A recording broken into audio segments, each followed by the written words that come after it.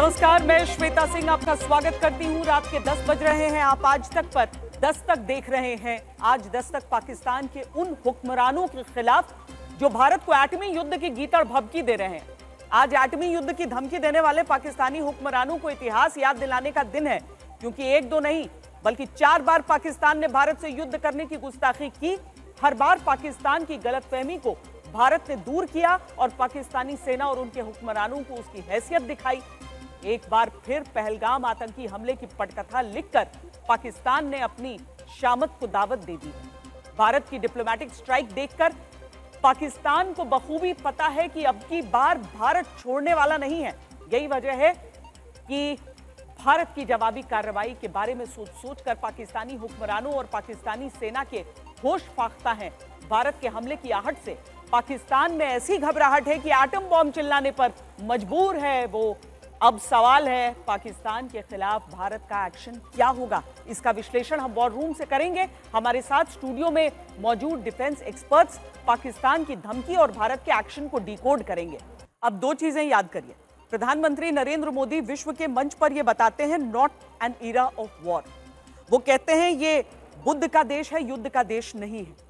लेकिन साथ ही आप ये भी समझिए कि अगर भारत को मजबूर कर दिया जाएगा तो किस तरह की परिस्थिति बन सकती है। हमारे साथ जो खास मेहमान स्टूडियो में है, मेजर जनरल संजय मेस्टन हमारे साथ हैं, एयर वाइस मार्शल पीके श्रीवास्तव सेवानिवृत्त पूर्व एयरफोर्स ऑफिसर हमारे साथ हैं, कॉमोडोर अनिल जयसिंह हमारे साथ हैं जो कि सबमरीन वेटरन हैं, vice president Indian maritime foundation के भी हैं। हम सबसे बातचीत करते हैं और आपको ये भी दिखाते हैं कि पाकिस्तान के दरअसल कहां पर ये परमाणु जो ठिकाने हैं वो हैं, क्योंकि इन्हें समझने के साथ वो समझना होगा कि पाकिस्तान इस तरह की धमकियां आखिर दे क्यों रहा है। पाकिस्तान जहां पर परमाणु हथियार बना रहा है उसको अगर आप देखिए तो तरनावा मिसाइल कॉम्प्लेक्स जो है वहां पर, इसके साथ ही पाकिस्तान ऑर्डिनेंस फैक्ट्री, वहां पर वॉरहेड का उसका प्रोडक्शन चलता है। ये पाकिस्तान के नक्शे के साथ, क्योंकि जब, और इस नक्शे को ध्यान से इसीलिए देखिए क्योंकि जब पाकिस्तान में इस बात पर चर्चा होती है कि परमाणु हमला अगर उस पर हुआ तो उस पर असर क्यों नहीं पड़ेगा, तो वो कहता है कि हम लंबाई में हमारा देश का नक्शा है, इस वजह से नहीं। लेकिन अगर हम भारत के उस कैपेबिलिटी पे जाएं तो आप समझ लेंगे कि इस लंबाई वाले नक्शे का भी क्या हो सकता है। अब मिसाइल कॉम्प्लेक्स जो है, यहाँ पर मिसाइल का निर्माण होता है, एटमी बेस है ये। इसके साथ अब नेशनल डेवलपमेंट कॉम्प्लेक्स जो है उनका परमाणु बम का रोड मोबाइल लॉन्चर बनता है। यहाँ पर चश्मा परमाणु प्लांट है, यहाँ परमाणु हथियार के लिए प्लूटोनियम की रिप्रोसेसिंग होती है। खुशाब परमाणु कॉम्प्लेक्स है जहाँ परमाणु हथियार के लिए प्लूटोनियम का रिप्रोसेसिंग होता है। जनरल मेस्टन, एक तरीके से हम देखें कि ये सारे हम नक्शे पे दिखा भी रहे हैं एक एक करके। आज की तारीख में इंफॉर्मेशन जिस तरीके से पूरी दुनिया में है, उसमें किसी भी देश को दूसरे देश के, अपने दुश्मन की आपको सारी कमजोरियां, सारी ताकत पता होते हैं। अब पाकिस्तान का जो ये हम पूरा खाका दिखा रहे हैं और उनकी वो धमकियां दिखा रहे हैं, आज की बात नहीं है, कब से वो हमेशा पहली धमकी उनकी जुबान पर आती है, हमारे पास न्यूक्लियर बॉम्ब। श्वेता, बिल्कुल पाकिस्तान की स्टेटेड स्ट्रेटेजी है इंडिया को धमकी देना, और काय के लिए? हाँ। धमकी वही देता है जिसको डर है। आप देखिए इनके तमाम नेता आज की तारीख में स्टेटमेंट दिए जा रहे हैं कि हमारे पास न्यूक्लियर वेपन है। अभी क्यों दे रहे हैं? अभी तो कुछ हुआ ही नहीं है। अभी तो सिर्फ एक हमने 5 एक्शंस लिए हैं जो हमारे फॉरेन सेक्रेटरी ने 4-5 दिन पहले बोले थे, और उसमें है वो इंडस वैली ट्रीटी है, उसको उन्होंने सिर्फ सस्पेंड किया है। उसके लिए इतनी हलचल मच गई है। तो जब हमारी फौज मोबिलाइज करती है या जब हमारी फौज हर तरफ से एक्शन दिखाती है, नेवी की तरफ से, एयरफोर्स की तरफ से, तब तो पता नहीं है बुखलाहट हो जाएगी। बेसिकली वो डरे हुए हैं। और आप बताइए, अगर पाकिस्तान बोलता है कि हम डर नहीं रहे हैं, अभी मैं एक चैनल भी उनसे वो बोल रहे थे, तो अगर डर नहीं रहे हैं तो फिर आप कन्वेंशनल वेपन से लड़ाई करिए, कन्वेंशनल तरीके से। वो करनी नहीं है उन्होंने, क्योंकि वो डरे हुए हैं। तो ये बेसिकली एक भारत को धमकी देना चाहते हैं कि हमारे पास न्यूक्लियर हथियार हैं, हम फायर कर सकते हैं। ये सिर्फ धमकी है। आज आप लिख के ले लिए श्वेता, ये कभी इस्तेमाल नहीं करेंगे, क्योंकि जिस दिन कर दिया पाकिस्तान का नाम दुनिया के नक्शे से मिट जाएगा, पूरी उनकी पॉपुलेशन खत्म हो जाएगी। और इंडिया के पास इतने हथियार है, इतनी एयर डिफेंस सिस्टम्स है, ये एयरफोर्स के हमारे पास इतने अच्छे जहाज हैं, हमारी डिलीवरी सिस्टम इतनी है। पाकिस्तान के पास कितने अच्छे डिलीवरी सिस्टम्स है, हमारी एयर डिफेंस इतनी इफेक्टिव है, जैमिंग सिस्टम इतने इफेक्टिव हैं। एक आध टैक्टिकल न्यूक्लियर वेपन वो कर भी ले, अगर किया तो उसके बाद तो इंडिया के लिए no holds no bars, we will destroy this country. तो ये सिर्फ एक धमकी दे रहे हैं, और मेरे को लगता है कि अगर कभी लड़ाई हुई भविष्य में तो ये कन्वेंशनल तौर पर ही रहेगी, और इसलिए डर रहे हैं। और आज ये बिलावल भुट्टो और ये सारे इतना बोल रहे हैं, अगर इनमें इतनी दम है, जिस दिन वो अगर इन्होंने फायर भी किया उससे पहले आप देखिएगा इनके सारे नेता जा चुके होंगे, बिकॉज उनको पता है भारत उसके बाद पूरे पाकिस्तान को फ्लैटन कर देगा। हाँ, और न्यूक्लियर पावर की जरूरत हमें उस समय नहीं पड़ेगी, पड़ी नहीं है। 4 युद्ध हम कहते हैं, लेकिन आप सियाचिन को भी इसमें गिनिए। सियाचिन को इसलिए गिनना जरूरी है कि सीज फायर भले वहां पर हो गया है, लेकिन उसके बावजूद जिस तरह की जीत वहां पर हमने हासिल की है, जिस तरह की शर्मिंदगी पाकिस्तान को वहां पर मिली है, वो पाकिस्तान जानता है अच्छी तरीके से। अब हम आपको नक्शे पर दिखाते हैं पाकिस्तान के वो एयरबेस और सैन्य ठिकाने जो हैं जहां से वो परमाणु हथियार दागने की प्लानिंग कर सकता है। ये जगह कौन कौन सी हैं वो हम आपको अब नक्शे पर दिखाते हैं, जिसमें मुशाफ एयरबेस है उनका, F-16 फाइटर जेट्स वहां पर मौजूद हैं। हालांकि ये बात अलग है कि उनके F-16 कितने चल रहे हैं और कितने काम नहीं कर रहे हैं, वो भी अपने आप में बड़ी बात है। गुजरांवाला मिलिट्री बेस है, एटमी मिसाइल यहाँ मौजूद है, भारत बॉर्डर के काफ़ी करीब आता है ये मिलिट्री बेस, आप जैसा कि नक्शे पे ही देख के समझ सकते हैं। सरगोधा सैन्य बेस जो है, एटमी मिसाइल यहाँ पर मौजूद है। सरगोधा में हालांकि उनको जिस तरह के रिवर्सेस हमने 65 के युद्ध में सर दिए थे, और उस समय उसको अच्छे से याद होगा, रफीकी एयरबेस है, बहावलपुर मिलिट्री एयरबेस है, शहबाज एयरबेस है, पोनो अकील एयरबेस है, खुजदार मिलिट्री बेस है, अकोला मिलिट्री बेस है और मसरूर एयरबेस। सर ये सवाल मैं पहले, चूंकि एयरफोर्स के नज़रिए से भी इसको मैं समझना चाहूँगी। पहले 71 भी याद आता है, जब अटैक्स पाकिस्तान की तरफ से होने लगे थे तो हमने पलटवार किया था उस समय जाकर। अभी भी ये दिस इज पब्लिक नॉलेज, इसमें कोई दो राय नहीं है कि आगे क्या हो सकता है। देखिए श्वेता, ऐसा है कि जहाँ तक एयर वेक्टर की हम बात करते हैं, तो अगर दोनों पक्षों में कोई समावेश नहीं है, आप ये नहीं कह सकते दोनों आसपास हैं, क्योंकि आपने बहुत अच्छे से पॉइंट आउट किया कि इनके जो F-16 फ्रंट लाइन फाइटर्स हैं, अगर उनकी हालात आप देखें तो उसमें से 44 2000 के हैं, बाकी तो पुराने हैं।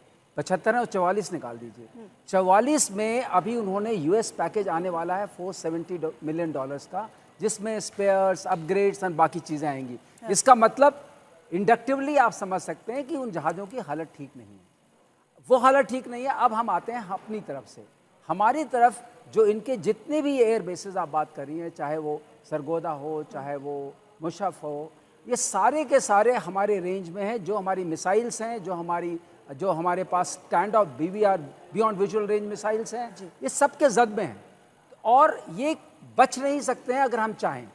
टारगेटिंग इंफॉर्मेशन हमारे पास है। अब सबसे बड़ी बात आजकल के युद्ध में जो होती है कि क्या आपके पास टारगेटिंग इंटेलिजेंस उस एक्यूरेसी में है कि नहीं है। हमारे पास प्रिसिशन वेपन्स हैं, अगर हमारे पास टारगेटिंग इंफॉर्मेशन हो, अगर मैं इसलिए लगा रहा हूं कि क्यों हम कहते हैं, हमारे फाउंडेशनल एग्रीमेंट हैं US के साथ भी, हमारे पास स्पेस एसेट्स हैं, तो हमें सैटेलाइट पिक्चर भी आती है, ह्यूमन एसेट्स भी हमारे पास हैं, और मिलिट्री इंटेलिजेंस तो है। आजकल माध्यम जो है इनका साइबर के थ्रू है, इलेक्ट्रॉनिक इक्विपमेंट के थ्रू है, तो हमारे पास जो कंपोजिट और सिंथेटिक इंटेलिजेंस अवेलेबल है, टारगेटिंग इंफॉर्मेशन है। मैं आपके माध्यम से कहना चाहता हूँ दर्शकों को और पाकिस्तान को भी कि आप जहाँ हैं हमें पता है, और जब हमें पता है तो मारने के लिए हमारे पास वो शक्ति है कि हम आपको मार सकते हैं, चाहे मिसाइल से हो, ग्लाइड बॉम्ब से हो, या फिर किसी जो हमारे हैमर मिसाइल्स होती हैं उससे हो, हम कर सकते हैं।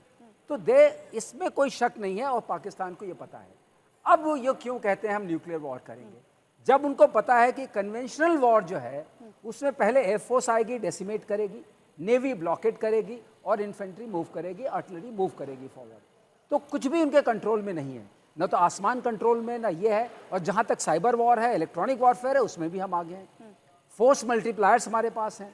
इन सबको मिला करके अब वो कहते हैं, जब आप लाचार हो गए तो आप क्या कहते हैं, जो एस्केलेशन लैडर का एकदम शीर्षस्थ होता है, आपने देखा 3 साल से वॉर चल रही है यूक्रेन और रशिया की, मिसाइल न्यूक्लियर की कोई बात हुई? क्योंकि ग्लोबल अटेंशन चाहते हैं। वो ये नहीं चाहते हैं कि हम सुने, वो चाहते हैं दुनिया सुने, कि अरे हम 2 न्यूक्लियर पावर्स, इनको हटा दो, इनके बीच में समझौता करा दो। क्योंकि अब उनको ये लगता है कि पॉलिटिकल लीडरशिप की जो विल है, जो मोदी बार बार कह रहे हैं कि हम देंगे और अकल्पनीय इनको पनिशमेंट देंगे, वो उससे डरे हुए हैं। और उस डर में हो क्या रहा है, उनकी कैप शॉर्टेज चल रही है, उनके टैंक्स का मूवमेंट हो रहा है, उनकी पोजीशनिंग हो रही है ट्रूप्स की और टैंक्स की। ये सारी अगर आप ये कर देंगे, अगर आप फील्ड फॉर्मेशन में आ जाएंगे तो हमें तो पता चल जाएगा। सही बात है। और भारत भले शांति में रहे, लेकिन हमारी तैयारियां ऐसा नहीं है कि नहीं चलती हैं। जब हम तीनों फोर्सेस के अपनी सारी ताकतों की इंटीग्रेशन की बात करते हैं और उस थिएटर की बात करते हैं, तो इसका लंबे समय से इसकी तैयारी चल रही है। अब एक तस्वीर भी हम आपको दिखाते हैं जो कि परमाणु साइट की, पाकिस्तान के परमाणु साइट की एक्सक्लूसिव तस्वीरें हैं। पाकिस्तान के एटमी हथियार यहीं पर मौजूद हैं। याक्रो न्यूक्लियर मिसाइल बेस है, गुजरांवाला न्यूक्लियर मिसाइल बेस है, खुदजार न्यूक्लियर मिसाइल बेस है और सरगोधा न्यूक्लियर मिसाइल बेस है। अब इसका सोर्स भी हम आपको बता दें कि FAS यानी कि फेडरेशन ऑफ अमेरिकन साइंटिस्ट का है, American non profit global policy think tank है ये। और इसके जरिए ये जो है रिपोर्ट सैटेलाइट और गूगल इमेजेस के आधार पर ये हमारे सामने है और ये आंखों के सामने है। तो इस तरह की जानकारियां अगर हमारे पास रहती हैं तो पाकिस्तान की गीदड़ भभकियां कितनी इंपॉर्टेंट फिर रह जाती हैं। ये ओपन डोमेन में रहती हैं। जी हाँ, देखिए लैंड फैसिलिटीज और एयर और जो कुछ आपके पास लैंड पे है, परमाणु आपकी जो भी कैपेबिलिटी है, उसका दूसरे देश को मालूम है, क्योंकि आजकल सैटेलाइट सर्वेलेंस है, सब कुछ है, तो उसको आप छुपा नहीं सकते। हाँ। दोनों तरफ ऐसा है। हमारे पास जो एसेट है वो हमारी सी बेस्ड डिटरेंस है। हमारे पास 2 SSBN है, परमाणु पनडुब्बियाँ। हमारे पास सी से हम मिसाइल फायर कर सकते हैं। इसीलिए हम नो फर्स्ट यूज है हमारी पॉलिसी कि पहला परमाणु हमला हम कभी नहीं करेंगे। पर ऐसा नहीं है कि कभी नहीं करेंगे तो इंतजार करेंगे आने का। अगर हमको ये पक्का पता है कि होने वाला है तो हम प्रीएम्प्ट करेंगे उसको। पर मेरे ख्याल से ज़्यादा जरूरी है कि आपके पास एक सेकेंड स्ट्राइक कैपेबिलिटी होनी चाहिए। अगर दुश्मन ने, जैसे पाकिस्तान धमकी दे रहा है कि हम भारत के सारे न्यूक्लियर फैसिलिटी निकाल सकते हैं, आपने ग्राउंड पे जितनी न्यूक्लियर फैसिलिटी निकाल दी, आपने हवाई जहाज शूट डाउन कर दिए, पर आपको मालूम नहीं वो पनडुब्बी कहाँ है समुद्र में जो मिसाइल आपके ऊपर फायर करने जा रही है वापस। और मेरे ख्याल से पाकिस्तान का ये इंप्रेशन है कि अगर हम खाली एक टैक्टिकल न्यूक्लियर वेपन फायर करेंगे तो उसमें सिविलियन पॉपुलेशन नहीं हार्म होगी। अगर सी में हमारा एयरक्राफ्ट कैरियर को डुबाने के लिए तो बिल्कुल भी सिविलियन पॉपुलेशन नहीं हार्म होगी, उनको कोई आपत्ति नहीं आएगी। तो इसलिए फिर हमको ग्लोबल प्रेशर आएगा कि हम रिटेलिएट ना करें, वापसी हमला ना करें। पर मेरे ख्याल से ये उनकी गलत फहमी है। अगर हमारे पास किसी भी किस्म का हमारे ऊपर परमाणु हमला हुआ, हम पूरी ज़ोर से उसका जवाब देंगे। हमारी पॉलिसी है no first use but maximum retaliation. तो चाहे वो टैक्टिकल न्यूक्लियर वेपन फायर करें या नहीं करें या उससे ज़्यादा करें, अगर हमने जवाब दिया तो मुंह तोड़ जवाब देंगे। और पाकिस्तान छोटा देश है, उसको तहस नहस करने में कोई टाइम नहीं लगेगा। जैसे उन्होंने कहा, कुछ नहीं बचेगा उस देश का। तो मेरे ख्याल से ये इनका कहने का पुराना वो है, आज नहीं कह रहे हैं। इनके मंत्री ने कारगिल के टाइम पे कहा था कि हमने न्यूक्लियर वेपन शो विंडो में रखने के लिए नहीं बनाए हैं।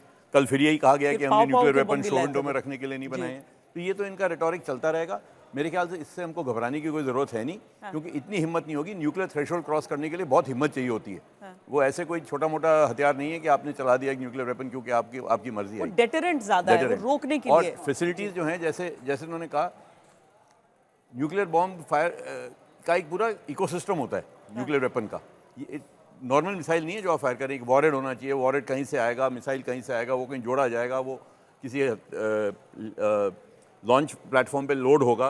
तो ये बड़ी लंबा प्रोसेस है। तो ऐसा नहीं है कि कल सुबह वो डिसाइड कर लें कि चलो न्यूक्लियर वॉर करते हैं, न्यूक्लियर वॉर हो जाएगी। वो नहीं होगी। और मेरे ख्याल से इतनी हिम्मत पाकिस्तान में नहीं है कि वो भारत के ऊपर परमाणु हमला कभी करे, चाहे टैक्टिकल न्यूक्लियर वेपन हो, चाहे बड़ा न्यूक्लियर वेपन हो। वाकई। और सीधी सी बात है कि अगर पाकिस्तान इस तरह की हिमाकत करता है तो वो एक कन्वेंशनल युद्ध होगा और कन्वेंशनल युद्ध में पाकिस्तान टिक नहीं सकता है। बहुत बहुत धन्यवाद आप सबका इस चर्चा में जुड़ने के लिए। हमारी इस वॉर रूम से अभी के लिए इतना ही, लेकिन आज तक पर खबरों का सिलसिला लगातार जारी।